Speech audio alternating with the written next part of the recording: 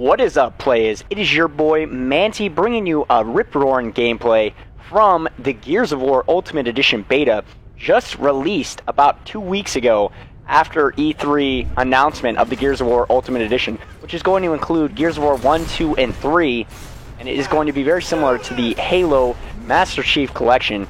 Xbox is definitely bringing back all their exclusive games, so they run on Xbox One on the next gen because they were heavy hitters. So they immediately announced this Gears of War beta here, and I had to get my code, so I got the email, and I was only able to play for about a day because of my work situation, but I got some gameplay for you guys, and I really hope you enjoy these couple of matches that I'm going to be bringing the next couple days.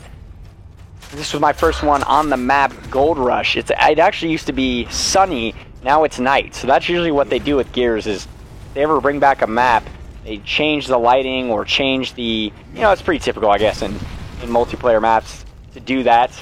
But as you can see here, for those of you who aren't familiar with Gears of War 3 or Gears of War in general, you have 3 slots of weapons. You have a Master shotgun slot, which is your left button on the D-pad.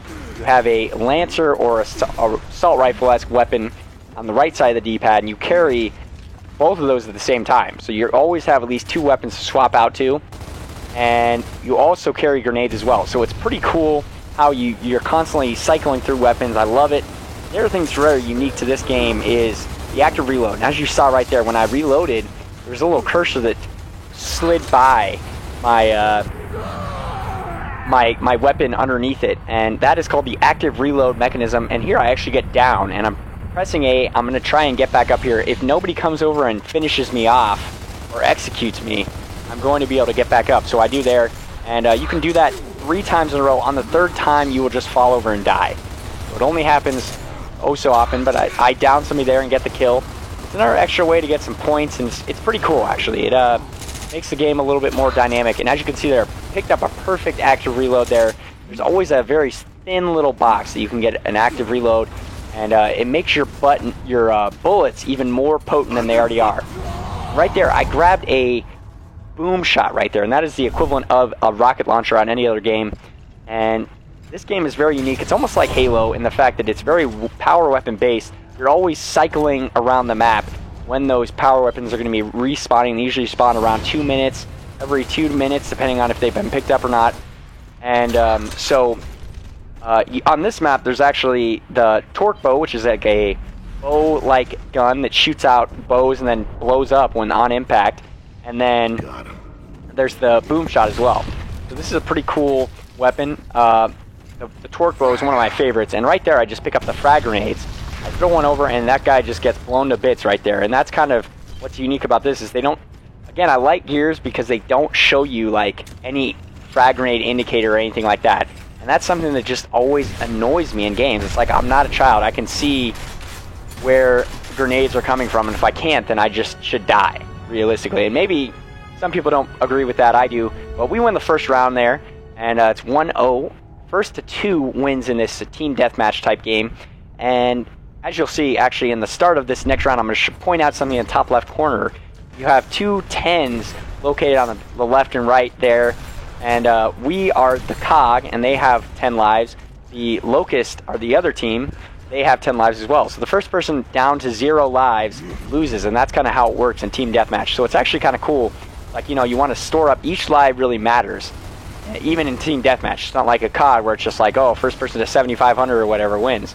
So I like that. It makes it a little bit more, when you get down to like 4 lives left and you're like the last standing survivors and you just mow through like 8 people, you just feel so good. It's just something about it. But here I get behind the enemy team and just down some fools, shoot them right in the booty. That's what you got to do right there. Clean them up. And I'm going to see if I can maybe get behind. There was another guy over there, but I think he was actually taken down. I turn around and see that they're going to be spawning back there. There's no spawns. The other good thing about this game, nobody spawns in the middle of the map. You always spawn in your base, which is another awesome thing because you don't have to worry about somebody spawning behind you. Pretty old school game design, but very new dynamics, and the blood and gore is very stylized and awesome. And I'm just pelting that guy long range, getting some active reloads here, trying to hold down this middle area, maybe get that boom shot here in a second, and take out some more victims. So I'm just going to help my teammate there. Focusing fire, again, is just so important in this game. It's very team-based. So if, you got a couple shots into that guy down there, you're definitely going to take him out. And it's very cool. Let me know, actually, if you guys have played this at all. I'd like to know in the comments if there's any Gears of War fans. I'm going to bring out a couple, but here we go. I'm going to line up this boom shot, and bam, there we go. Bada bing, blowing that dude to pieces. And that is 122 points. That's what you want. Something about this game just really makes you feel good. I was playing, and it was bringing me back. I was like, oh, I actually played Gears of War 1, 2, and 3 religiously. And Gears of War 1 was the first game I ever bought on Xbox 360, so it's kind of like a very special place in my heart. I think it was the first M-rated game I ever bought, so I was like, yes. Bringing back the memories for that one. Here, I'm going to try and get this torque bow. This is where the torque bow spawns up here. Look at this unsuspecting victim, blowing him right up there, shooting him in the shoulder pad, and he had no idea what was coming. Unsuspecting noob there. E3 definitely brought a couple interesting things, interesting pieces of news. Call of Duty is now not going to be exclusive to Xbox One or Microsoft, so that's big news to the COD community, because if we're following any sort of previous notion, it's that now PlayStation is going to be the featured MLG console. So we'll see. Maybe not. I think MLG is still partnered with Microsoft, so I think there's a bit more to it, but people are freaking out as usual. And look at this noob just walking right into my torque bow shot, blowing him to bits. This game is just so satisfying when you get those awesome sticks, those awesome kills. It's a game that further down the road here where I just took over with the torque bow, and it just felt so good. I mean, I literally killed 4 or 5 people, and they just had no idea.